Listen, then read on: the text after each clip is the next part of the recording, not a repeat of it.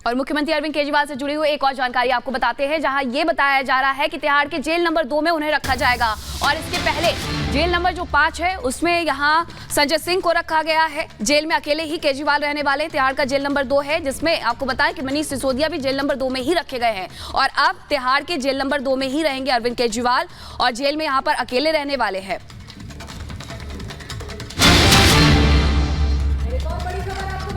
Jail van से तिहाड़ ले जाए जाएंगे अरविंद केजरीवाल, ये बड़ी जानकारी मिल रही है। जेल वैन से ही उन्हें तिहाड़ जेल ले जाया जाएगा। जेल नंबर 2 में सारी तैयारी कर ली गई है। पहले अलग अलग जेलों में तैयारी की गई थी, लेकिन अब 2 नंबर जेल में जाएंगे। जेल वैन से तिहाड़ ले जाए जाएंगे।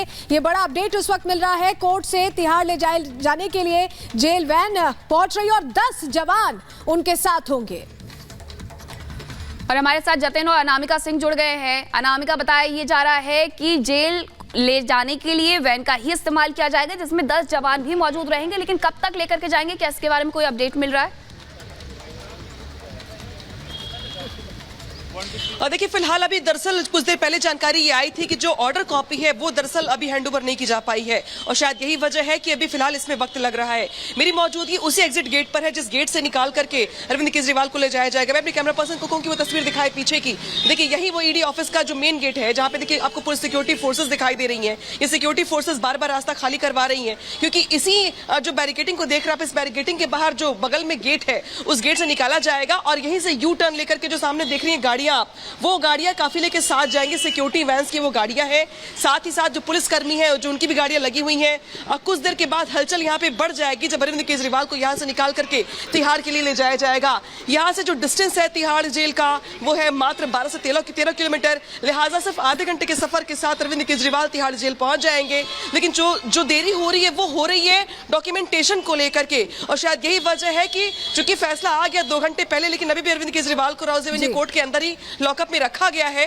और अब जब डॉक्यूमेंटेशन पूरा हो जाएगा, ऑर्डर की कॉपी जो है दे दी जाएगी, इसके बाद यहाँ पे हलचल बढ़ जाएगी। और फिलहाल ये जो रास्ता है जो वो खोल दिया गया हम लोगों के लिए, लोग आराम से आ रहे हैं जा रहे हैं, लेकिन कुछ देर के बाद इनको रोक दिया जाएगा, ट्रैफिक को रोक दिया जाएगा, ताकि जो काफिला है वो यहाँ से निकल सके। लेकिन इसमें थोड़ा वक्त लग सकता है, और क्योंकि अभी लंच के बाद कहा गया दरअसल कि लंच के बाद ऑर्डर कॉपी दी जाएगी, तो लंच खत्म हो चुका है और अब माना जा रहा है कि कुछ देर में जो ऑर्डर कॉपी है रिसीव करवा दी जाएगी। इसके बाद से जो ले जाने की जो प्रक्रिया होगी अरविंद केजरीवाल को यहाँ से तिहाड़ तक के लिए वो शुरू कर दी जाएगी। बिल्कुल अनामिका, क्योंकि आप तिहाड़ का जिक्र कर रहे हैं कि कभी भी वहां से ले जाया जा सकता है, ऑर्डर कॉपी मिलने का इंतजार है। हमारे साथ जतिन भी लगातार जुड़े हुए हैं, तिहाड़ जेल के पास ही मौजूद है। जतिन, वहां पर तिहाड़ जेल के अंदर क्या व्यवस्था की गई है? जेल नंबर 2 की जानकारी मिल रही है कि वहां रखा जाएगा। बाकी जो आप नेतृत्व है कौन सी जेल में है उसी तिहाड़ में, क्योंकि अलग अलग विंग्स हैं, जरा अगर आप दर्शकों को बता पाए और क्या प्रोसीजर फॉलो होगा, क्योंकि मैनुअल की जानकारी दी जाएगी, मेडिकल टेस्ट होगा, जरा दर्शकों को समझाएं।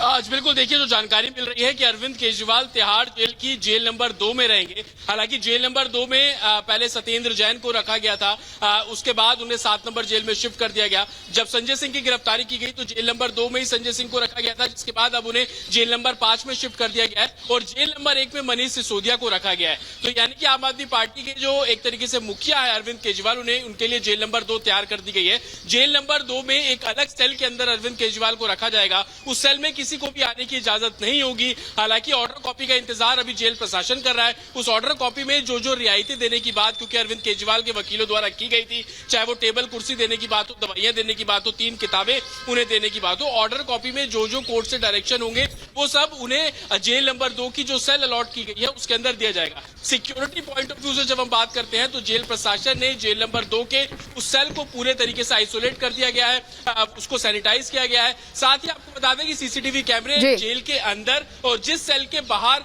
सीसीटीवी कैमरे लगाए गए हैं, ताकि सीसीटीवी के बिल्कुल सीसीटीवी कैमरे भी लगाए जाएंगे, निगरानी भी रखी जाएगी और ऐसी कई चीजें जिनकी मांग अरविंद केजरीवाल के द्वारा की गई है। जतिन और अनामिका, बहुत शुक्रिया आपका तमाम जानकारी के लिए। आगे बढ़ेंगे, लोकसभा चुनावों की बात करेंगे, जहां जानकारी ये मिल रही है कि समस्तीपुर से एलजेपी ने अपने उम्मीदवार के नाम का ऐलान कर दिया है और यहां सामवी चौधरी को टिकट दे दिया गया है। तो ये बड़ी जानकारी मिल रही है चुनाव से जुड़ी हुई, जहां सामवी चौधरी को एलजेपी ने अपना उम्मीदवार घोषित कर दिया है और इसी के साथ उन्हें टिकट दिया है समस्तीपुर से। दिल्ली यूनिवर्सिटी की वो छात्रा रह चुकी है सामवी और अब उन्हें टिकट दिया गया है। उनसे बात की हमारे वरिष्ठ सहयोगी प्रकाश जी ने, क्या कुछ कहा उन्होंने, आपको सुनवाते हैं। लोक जनशक्ति पार्टी रामविलास के अध्यक्ष चिराग पासवान ने अपने सभी 5 उम्मीदवारों की घोषणा कर दी है और हमारे साथ मौजूद हैं सबसे कम उम्र की उम्मीदवार संभवी चौधरी, जो कि 25 साल 10 महीने की हैं और ये सबसे कम उम्र की उम्मीदवार हैं, युवा हैं। Lady Shri Ram college Delhi university से पढ़ी हैं, दिल्ली स्कूल ऑफ इकोनॉमिक्स से इन्होंने मास्टर्स किया है और अभी पीएचडी भी कर रही हैं और पढ़ी लिखी भी हैं और दलित समुदाय से आती हैं। संभवी, आप 3rd जनरेशन हैं जो पॉलिटिक्स में एंटर करने जा रही हैं, आपके ग्रैंडफादर, आपके फादर और अब आप। तो क्या इतनी कम उम्र में आप क्या पहले से ये सपना संजोई हुई थी कि आपको पॉलिटिक्स में आना है और क्यों?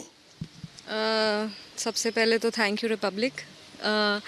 मेरा जो रुचि था राजनीति में वो शुरू से ही था, क्योंकि एक राजनीतिक परिवार से हम आते हैं, तो रुचि शुरू से थी। बट हाँ, इतने कम उम्र में हमको पॉलिटिकल डेब्यू करने का मौका मिलेगा ये हम कभी नहीं सोचे थे। मेरे लिए सौभाग्य की बात है कि लोजपा के राष्ट्रीय अध्यक्ष श्री चिराग पासवान जी, चिराग भैया जिनको हम बोलते हैं, चिराग भैया ने इतनी कम उम्र में मेरे पे भरोसा और विश्वास जताया है।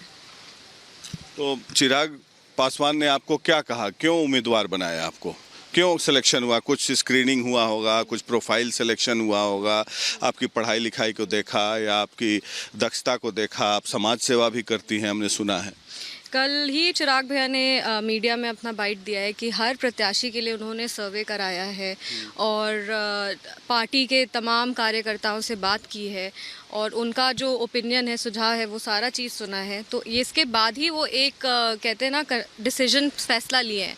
तो हमको ये लगता है जैसे उन्होंने शिक्षा को और युवा को प्राथमिकता दी है और यही सारा चीज़ देखते हुए हमको लगता है कि उन्होंने हमको प्रत्याशी बनाया। तो आप यंग हैं, तो आप अपने वोटर में, आपके यहाँ चुनाव है मई में है, तो इस दौरान कैंपेनिंग करने जाएंगी आप, तो आपके मुद्दे क्या होंगे?